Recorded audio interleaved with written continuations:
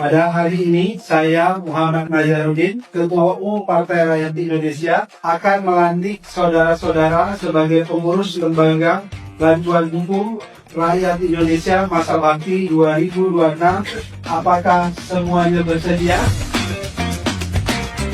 Yang misalnya mempengaruhi tidak baik, tidak ada masalah. Karena negara ini negara demokrasi.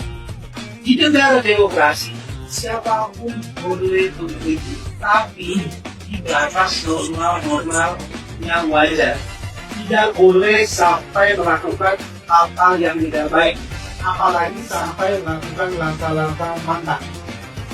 Maka itu, Partai Rakyat Indonesia mengambil langkah-langkah ke depan untuk membantu pemerintah dan rakyat Indonesia membuat LBH rakyat Indonesia.